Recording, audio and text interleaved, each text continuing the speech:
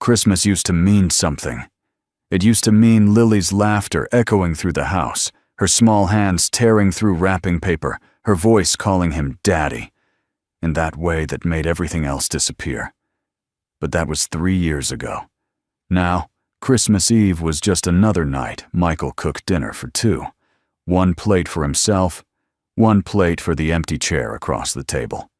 He still set it out every single night. The fork, the knife, the glass of water. As if routine could somehow reverse time.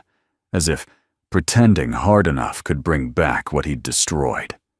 That evening, driving through town to escape the silence of his own home, he saw them, a mother and twin children standing outside a closed grocery store, holding a cardboard sign that read, "Need food for my children." He should have kept driving. He'd spent 3 years learning how to ignore the world, how to live inside his grief like it was the only room left. But then the little girl looked up, and for one impossible second, Michael forgot how to breathe. She had Lily's face. Michael had stopped believing in signs a long time ago.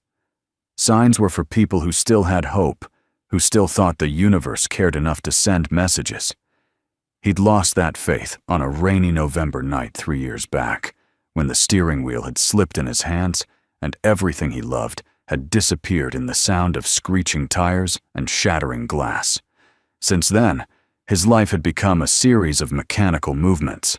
Wake up, make coffee, go to work at the hardware store, come home, cook dinner for two, eat alone, sleep, repeat. The house still looked the same as it did when Lily was alive. Her room frozen in time like a museum exhibit, purple comforter untouched, stuffed animals arranged exactly as she'd left them.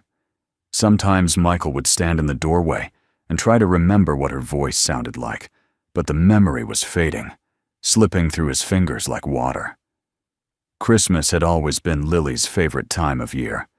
She would drag him to the tree lot in early December, insisting they pick the tallest tree they could fit through the door.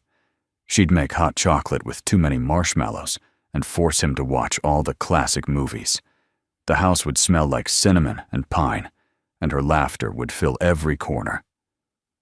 Now the house smelled like nothing. Michael hadn't put up a tree since she died. He couldn't bear it. That Christmas Eve, the silence had been too heavy, pressing down on his chest until he couldn't breathe. The wall seemed to close in, covered with photographs of a little girl who would never grow up. He'd grabbed his keys and left without a destination in mind, just driving through the cold December night, watching other families through lit windows, feeling like a ghost observing the living. The grocery store parking lot was nearly empty when he passed it. Most people were home by now. That's when he saw them. A woman who looked about 30, thin and tired, wearing a coat too light for the weather. 2 children beside her, a boy and a girl, maybe 6 or 7 years old, wearing mismatched winter clothes. The cardboard sign in the woman's hands was written in careful letters. Michael's first instinct was to keep driving. He'd learned to protect himself by staying numb, by not letting the world's suffering touch him. He had enough pain of his own, but something made him slow down. The little girl shifted her weight from foot to foot, trying to stay warm.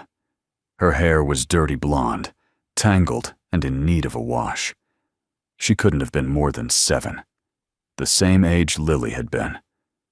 And when she turned her face toward his headlights, Michael's breath caught in his throat. It wasn't that she looked exactly like Lily. The features were different if you studied them closely. But something about the shape of her face, the way she held her small shoulders, the expression in her eyes, it was like looking at a ghost. Or maybe Michael had been searching for his daughter in every little girl he saw for 3 years, and his mind was playing tricks on him. Either way, he couldn't drive past. He pulled into the parking lot and turned off the engine. The woman noticed him immediately, straightening up and pulling the children slightly behind her in a protective gesture. Michael could see the calculation in her eyes, the wariness. He climbed out slowly, keeping his hands visible, trying to look as unthreatening as possible. "I'm not trying to bother you," he said, his voice rough from disuse. "I just wanted to help. There's a diner about 2 blocks from here. Still open. Would you let me buy you and your kids some dinner?" The woman's expression didn't soften, but something flickered in her eyes.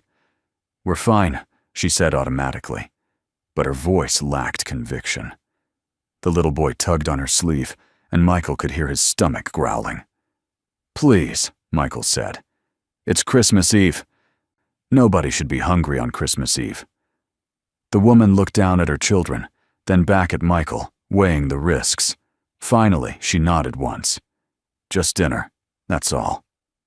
They walked to the diner, and Michael followed in his truck. The place was nearly empty. They sat in a booth, and the woman introduced herself as Grace. The children were Abby and Tyler, twins. "Order whatever you want," Michael told them. Tyler's eyes went wide as he looked at the pictures of burgers and fries. While they waited for the food, Michael learned pieces of their story. Grace had left her husband 6 months ago. She didn't say why directly, but Michael could fill in the blanks from the way her hand unconsciously moved to her ribs when she talked about him. They'd been staying in a shelter in Cincinnati, but there wasn't enough space. Grace had heard about job opportunities here, spent the last of her money on bus tickets, arrived 2 days ago with nothing but hope that had already started to crack. The food arrived, and Michael watched Tyler and Abby attack their burgers with the desperation of children who hadn't eaten properly in days. He ordered them each a second plate to take with them, and apple pie for dessert. When the bill came, he added $200 to the tip, folding the bills under the edge of the plate where Grace wouldn't see until after he left. But as they were putting on their coats, as Grace was thanking him stiffly, Michael found himself asking, "Where are you staying tonight?"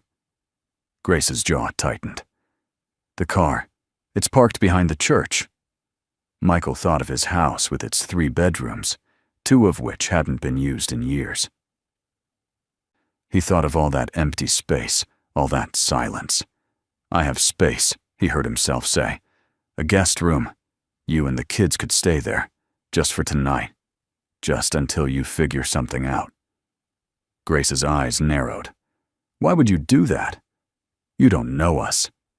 Michael couldn't explain that watching Abby eat her burger, seeing the way she carefully saved half for later, had cracked something open inside him. So he just said, "Because it's the right thing to do, and because I have the space." Grace studied him for a long moment, weighing danger against need. Finally, she nodded. "Just for tonight."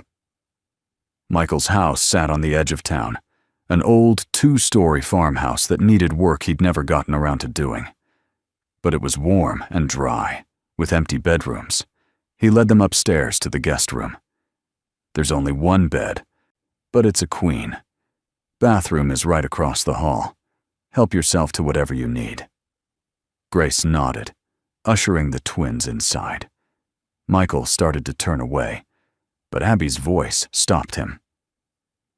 "Thank you, mister," she said softly. Her voice had a slight lisp, the kind little kids get when they're missing front teeth. It reminded him so much of Lily that for a moment he couldn't speak. "You're welcome," he managed finally. "Sleep well." He went to his own room but didn't sleep. Instead, he lay in the dark, listening to the unfamiliar sounds of other people in his house. Footsteps crossing the floor above him, the water running in the bathroom. Soft voices murmuring goodnight. His house hadn't held these sounds in so long. The guilt was the worst part. Everyone knew the story. Small towns didn't keep secrets. Michael had been drinking that night, just 2 beers. Not enough to fail a breathalyzer, but enough to slow his reflexes by a fraction of a second. The roads were slick. Lily hadn't been wearing her seatbelt because she'd unbuckled it to reach a toy. The truck had come out of nowhere, running a red light. Michael had swerved. His side of the car had been fine. Lily's side had taken the full impact. The other driver was in prison now, but Michael knew the truth that no one else would say out loud. If he'd been more alert, maybe Lily would still be alive. The drunk driver had pulled the trigger, but Michael had loaded the gun. He must have dozed off eventually because he woke to sunlight and the smell of coffee brewing. Grace was in his kitchen, making breakfast. She'd found the eggs and bread. The twins sat at the table, looking more rested. "You didn't have to do this," Michael said from the doorway. Grace jumped slightly, startled. "You fed us and gave us a place to sleep," she said. "Least I could do is make breakfast." They ate together, and it was strange how normal it felt, like they were a family. Tyler chattered about Santa Claus and whether he would still come. Abby was quieter, but she watched Michael with an intensity that made him uncomfortable, as if she were trying to figure something out. After breakfast, Grace began gathering their belongings, preparing to leave as promised. Tyler was complaining about having to go. Michael stood in the hallway, watching, thinking about the day ahead. Christmas Day. He'd planned to spend it the way he spent every Christmas since Lily died, avoiding it. The thought of returning to that emptiness, that silence after having people in his house again, made something twist in his chest. "Stay," he said suddenly. Grace looked up, startled. "It's Christmas. You shouldn't spend it in a car. The room's just sitting there empty anyway. Stay for a few days, at least until you find something more permanent." Grace's expression hardened into suspicion again. "Why? What do you want from us?" "Nothing," Michael said honestly. "I don't want anything. I just have space, and you need it. That's all." Grace looked at her children, then back at Michael. Pride versus practicality. Suspicion versus need. Finally, need won. "A few days," she said firmly, "and I'll clean, cook, whatever you need. I'm not a freeloader." "I don't think you could be a freeloader if you tried," Michael said. The next few days fell into an unexpected rhythm. Grace cleaned the house from top to bottom, tackling years of neglect with fierce determination. She cooked actual meals, the kind Michael hadn't eaten since his wife left. Pot roast and mashed potatoes, spaghetti with homemade sauce. The house began to smell like a home again, instead of a mausoleum. The twins brought a different kind of change. Tyler's energy was exhausting and infectious. He explored every corner of the property, finding things Michael had forgotten existed. An old tire swing, a basketball hoop. He talked constantly, an endless stream of questions and observations that somehow wasn't annoying. Abby was quieter, but her presence was just as noticeable. She had a habit of appearing silently in doorways, watching Michael with those serious eyes that seemed too old for her face. It was Abby who found Lily's room. Michael had left the door slightly open, something he did sometimes so he could see inside when he passed by. 3 days after Christmas, he came upstairs to find Abby standing in the doorway, staring at the purple comforter, the stuffed animals, the bookshelf full of chapter books. She didn't go inside, just stood there looking, as if she could sense that this was sacred ground. "Who lived here?" she asked, when she noticed Michael behind her. Her voice was barely above a whisper. Michael's throat felt tight. "My daughter. Her name was Lily." "Where is she now?" The question every child asked, innocent and devastating. "She died 3 years ago." Abby was quiet for a long moment. Then she said, "My grandma died. Mommy said she's in heaven now. Is your daughter in heaven too?" Michael didn't believe in heaven anymore. But he couldn't say that to this child. "Maybe," he said instead. "I hope so." Abby reached out and very gently touched one of the stuffed animals on Lily's shelf, a worn teddy bear. She had a lot of toys. I bet she was happy. "She was," Michael said, and his voice cracked. "She was very happy." Until he killed her, he didn't add. Abby looked up at him with those two knowing eyes. "Mommy cries at night sometimes. About Daddy. She thinks we don't hear. But we do." "Do you cry about your daughter?" The question was so direct, so childishly honest, that Michael didn't know how to answer. "Sometimes," he admitted. "Not as much as I should. Mommy says crying is okay. She says it means you loved someone a lot." Michael had to turn away then, pressing his palm against his eyes. This little girl, with her simple wisdom, was unraveling him. He felt Grace's hand on his shoulder, gentle but firm. He hadn't heard her come upstairs. "Abby, honey, go check on your brother," Grace said softly. Abby nodded and slipped away. Grace waited until her footsteps faded before speaking again. "I'm sorry. She doesn't understand boundaries yet. Trauma does that to kids sometimes." "It's fine," Michael said, though his voice was rough. "She's right anyway. Crying means you loved someone. I just don't let myself do it." Grace was quiet for a moment, looking into Lily's room. "How did she die, if you don't mind me asking?" Michael had told this story before, but telling it to Grace felt different. "Car accident," he said flatly. 3 years ago. I was driving. Another driver ran a red light, hit us. He was drunk. I'd been drinking too. 2 beers. Not enough to fail a breathalyzer, but enough that when I saw him coming, my reflexes were too slow. I swerved wrong. His truck hit the passenger side. Lily was on the passenger side." Grace's hand tightened on his shoulder. "It wasn't your fault. Everyone says that. They're wrong. The drunk driver is in prison, yes. But I was her father. I was supposed to protect her. And I failed because I had 2 beers with dinner instead of 0. Michael pulled away from Grace's hand, wrapping his arms around himself. She was 7 years old. She'd lost a tooth that week. She wanted to be a veterinarian. She had her whole life ahead of her, and I took it away. "Michael," Grace said, and her voice was gentle but firm. "I understand guilt. I spent 5 years married to a man who put me in the hospital twice. I stayed because I thought I could fix him. And every time he hit our kids, I told myself it was my fault for not being enough. But here's what I learned. There's a difference between responsibility and blame. You're responsible for the choices you made, but you're not to blame for a drunk driver running a red light. You don't get to carry his sin on top of your own." Michael shook his head. "You don't understand. If I'd been faster—" If, Grace interrupted. "You can play the if game forever. But none of those ifs change what actually happened. A drunk driver killed your daughter. And you've been killing yourself ever since, trying to follow her." Her voice was low and intense. "I know what it looks like when someone's given up on living. You're still breathing, still going through the motions, but you're not really here. You're in that car, in that moment. And you've never left. But Michael, you survived. You're still here.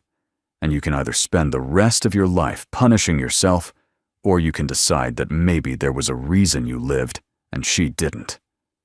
"There's no reason," Michael said, his voice hollow. "It should have been me." Grace was quiet for a long moment. Then she said, 3 days ago, my children were hungry and cold on Christmas Eve. You stopped. You fed them. You gave us a place to sleep when we had nowhere to go. You think the world doesn't need you? Tyler and Abby might disagree. I might disagree." She paused. "And I bet Lily would disagree too. I didn't know your daughter, but I know 7-year-olds. They don't want their parents to stop living when they're gone. They want to be remembered with love, not guilt." Michael couldn't speak. Grace squeezed his shoulder once more and then left, giving him space. Michael stood in the doorway of Lily's room, looking at her purple comforter and her stuffed animals and all the things she'd loved, and for the first time in 3 years, he let himself cry. Not the silent tears he sometimes shed in the middle of the night, but real, gut-wrenching sobs that shook his whole body. He cried for his daughter and for the life she never got to live. He cried for himself and the man he'd become. And he cried for Grace and her children, for all the people in the world carrying burdens too heavy to bear alone. The thing about grief, Michael had learned, was that it didn't follow a timeline. People expected you to move on, to heal, to return to normal. But there was no normal after losing a child. There was only before and after. He'd been stuck in the after for 3 years, trapped in that moment of impact, unable to move forward or back. But standing there in Lily's doorway, something shifted. Not healing, exactly. The wound was too deep for that. But maybe a tiny bit of acceptance. Maybe the smallest acknowledgement that he was still alive, still breathing. And that had to mean something. Over the next week, Grace found a job at a local diner.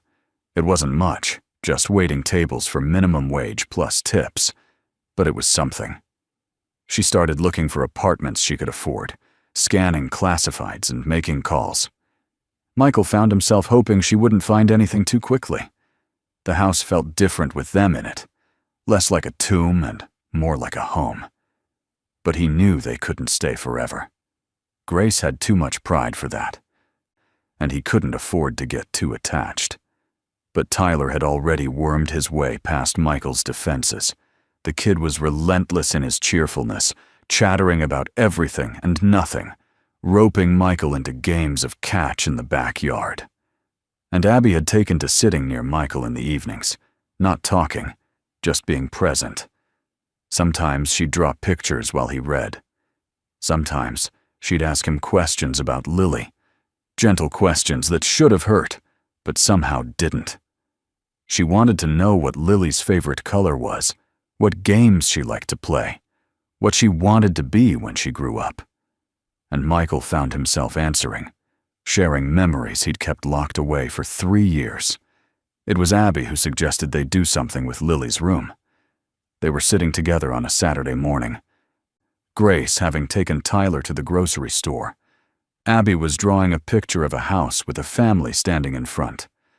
"Your daughter would want someone to play with her toys," Abby said without looking up from her drawing. "Toys are sad when nobody plays with them." Michael looked at her, this small, serious child who spoke in simple truths. "You think so?" Abby nodded. "Mommy gave away Grandma's things after she died. She said Grandma would want people to use them, not just look at them. Maybe your daughter would want that too." Michael thought about Lily's room, preserved exactly as she'd left it. A shrine to a dead child. Was that what Lily would have wanted? Or would she have wanted her things to bring joy to someone else? "Would you like to play with some of her toys?" Michael asked, the words coming out rough. Abby looked up, her eyes wide. "Just some of them. The ones you think you'd like."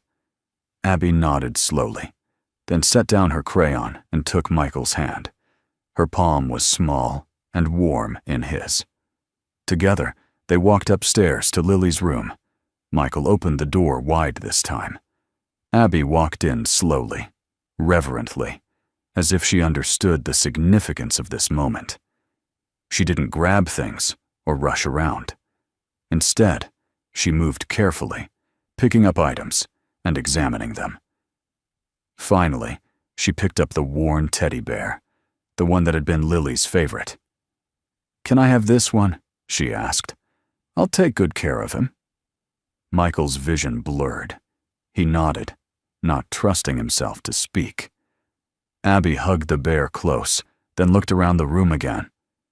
"The other toys should go to other kids," she said decisively, "so they can be happy again. But this one can stay with me. I'll tell him stories about your daughter so he doesn't forget her." And just like that, with the simple wisdom of a 7-year-old, Abby gave Michael permission to let go. Not permission to forget, never that.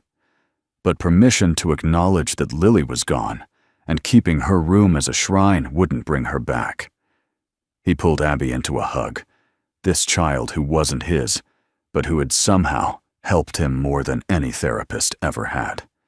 She hugged him back, the teddy bear squished between them, and Michael felt something in his chest that he hadn't felt in 3 years. Not happiness exactly. but maybe the possibility of it, somewhere down the road. When Grace and Tyler returned from the store, they found Michael and Abby packing up Lily's toys into boxes. Grace started to protest, but Michael shook his head. "I want to. It's time." He looked at Tyler. "You can pick some things too, whatever you want." Tyler didn't need to be told twice. He dove into the box of Legos. Grace watched with concern. "Michael, are you sure?" "It is a big step," Michael agreed. "Maybe the first real step I've taken since she died. And it's terrifying. But Abby's right. Lily would want her things to make other kids happy. She was generous like that. Keeping her stuff locked away, that's not honoring her. That's just me being selfish." Grace was quiet for a moment. Then she said, "You're a good man, Michael. I hope you know that." Michael didn't feel like a good man. Good men didn't let their daughters die. But maybe it wasn't too late to become a better man. They spent the rest of the day sorting through Lily's things. Some items went into boxes for donation. Others, the special things that held too many memories, Michael kept. Her favorite book, a drawing she'd made of the two of them holding hands, the blanket his mother had knitted for her when she was born. But the rest could go to children who needed them. Lily would have liked that. By the time they finished, the room looked different. Still Lily's, but no longer a frozen monument. It was just a room now, waiting for whatever came next. That night, Grace found him sitting on the back porch, looking up at the stars. She sat down beside him, wrapping a blanket around both their shoulders. They didn't talk for a while. Finally, Grace said, "I found an apartment. The landlord says I can move in next week if I can come up with first and last month's rent." Michael's chest tightened. He'd known this was coming. "That's good. That's really good." "Yeah," Grace said, but she didn't sound happy. She was quiet for another moment, then said, "The kids are going to miss you. Tyler talks about you constantly, and Abby trusts you, which is rare for her." "I'll miss them too," Michael admitted. More than he wanted to admit. These strangers had become something like family, filling the empty spaces in his house and his heart. The thought of going back to silence made him feel hollow. Grace took a deep breath. "I have a crazy idea. What if we didn't leave? What if, instead of me paying rent somewhere else, I paid you rent here? You have the space. I'd be helping with the house, cooking, keeping things clean. The kids are already settled. Tyler likes his new school. And you, well, you seem less alone than when we first met." Michael turned to look at her, surprised. "You want to stay here? With me?" "Not romantically," Grace clarified quickly. "I'm not ready for that, and I don't think you are either. But as roommates, maybe. As friends. As people who are both trying to figure out how to keep living after everything tried to break them." She laughed, short and self-deprecating. "I know it's crazy." But Michael wasn't thinking that at all. He was thinking about how the house felt with them in it, how Tyler's laughter chased away the shadows, how Abby's quiet presence soothed something raw inside him, how Grace's understanding had given him something he thought he'd lost forever, a reason to keep trying. "It's not crazy," he said slowly. "Actually, it makes a lot of sense. You need a safe place. I have a house that's too big for one person. We get along. The kids are happy here. And I don't want to go back to the way things were before. The silence was killing me. I just didn't realize it until you all showed up." Grace let out a breath she'd been holding. "So you're saying yes?" "I'm saying yes," Michael confirmed. "On one condition. You don't pay rent. You're already doing more than enough around here."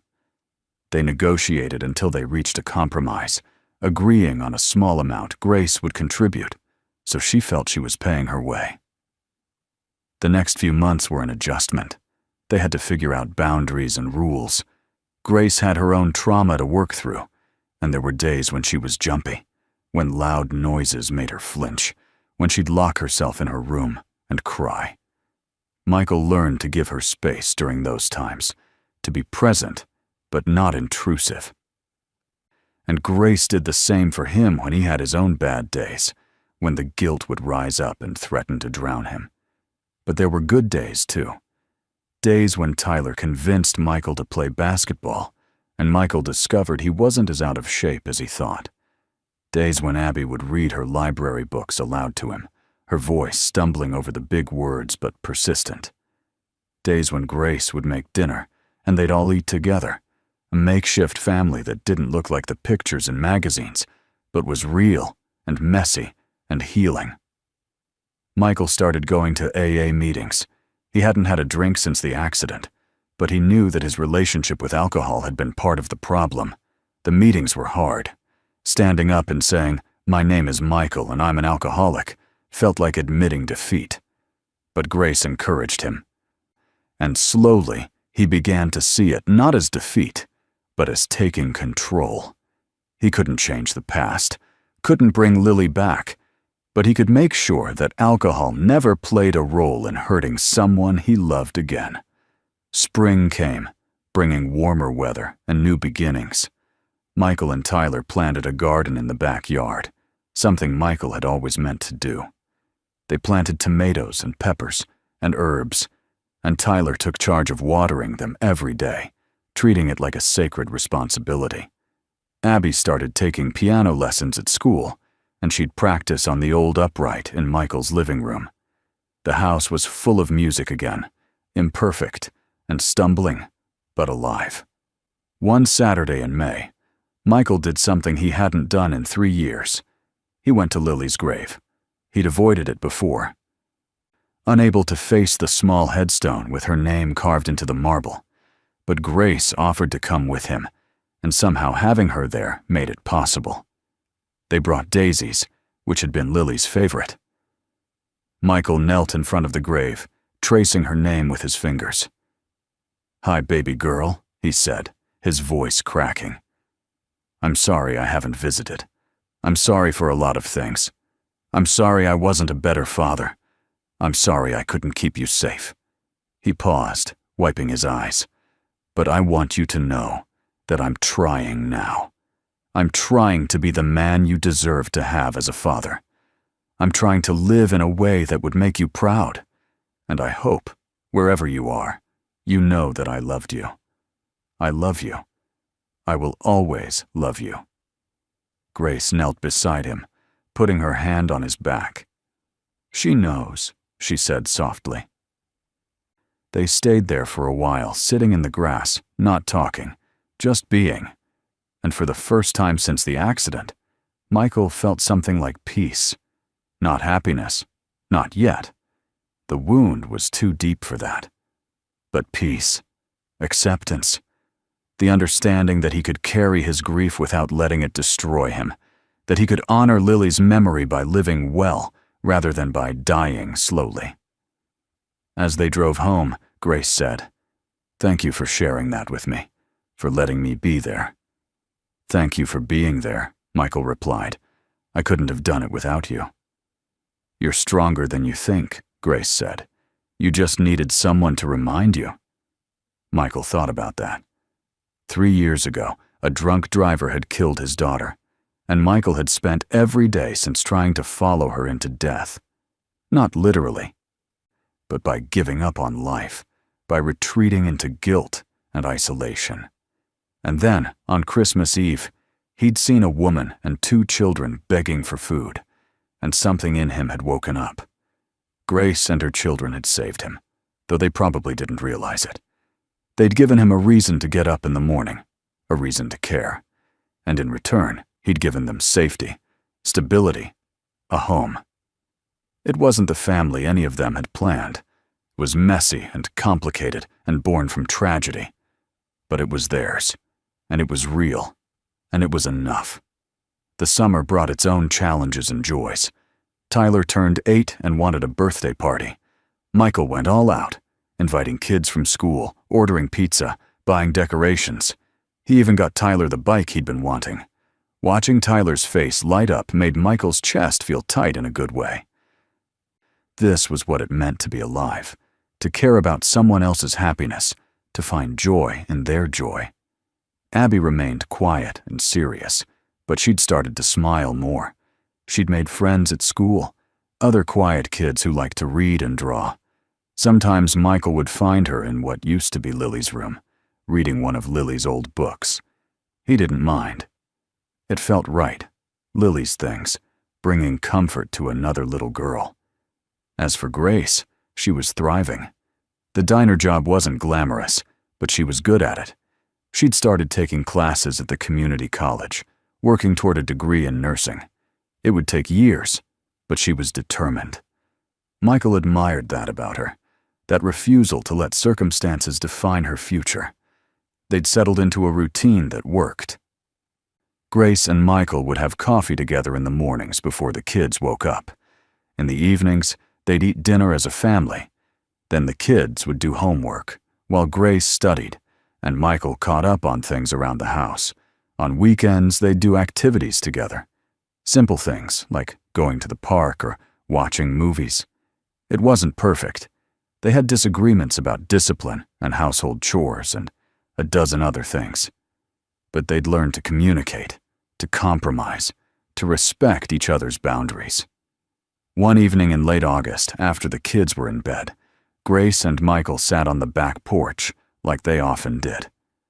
"I never thanked you properly," Grace said suddenly, "for everything you've done for us, for giving us a home when we had nothing." Michael shook his head. "You don't need to thank me. If anything, I should be thanking you. 3 years ago, I was barely living, just going through the motions. And then you showed up, you and the kids, and suddenly I had a reason to actually live again. You saved me, Grace." Grace was quiet for a long moment. Then she said, "I think we saved each other. That's how it works sometimes.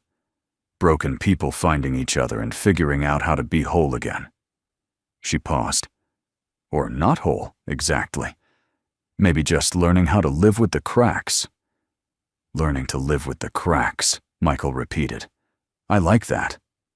He thought about Lily, about the guilt he still carried, but had learned to set down sometimes. He thought about Grace's ex-husband, the violence that had shaped her and her children. "We're all just walking around broken, trying to pretend we're not," he said. "Maybe the trick is finding people who can see your broken parts and not run away."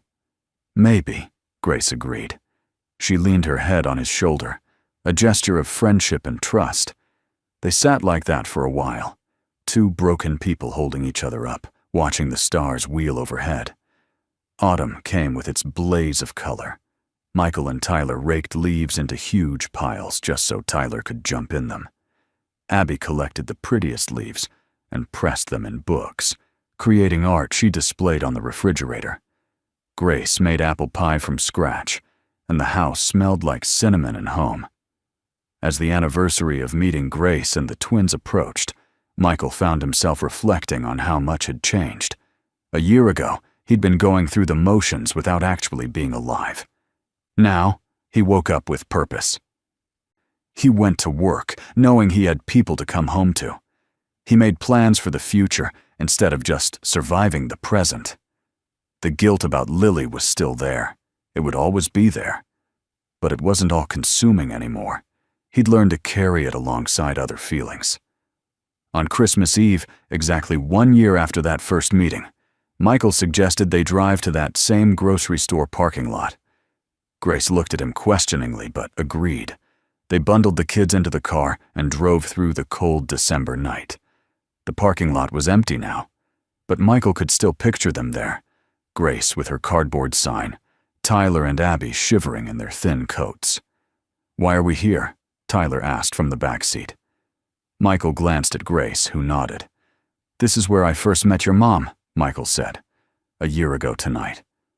She was standing right there, asking for help, and I almost drove past because I was so wrapped up in my own pain that I couldn't see anyone else's. But something made me stop. Maybe it was fate, or luck, or just random chance. But I stopped, And that choice changed everything. Abby leaned forward. You saved us. No, Michael said firmly. We saved each other. That's how it works. He put the car in gear and drove them home. That night, after the kids were asleep, Michael went to what used to be Lily's room. It was just a guest room now, but he could still feel her presence in it, like a warm memory that would never fully fade. He sat on the edge of the bed and spoke to the empty air. Hi, Lily, he said softly. I know I haven't talked to you in a while, but I think about you every day. I want you to know that I'm okay now. Not perfect, not happy all the time, but okay. I'm living again, really living, not just surviving. And I think you'd like Grace and Tyler and Abby. They're good people, and they've helped me more than they know. He paused, his throat tight. I hope wherever you are, you're at peace.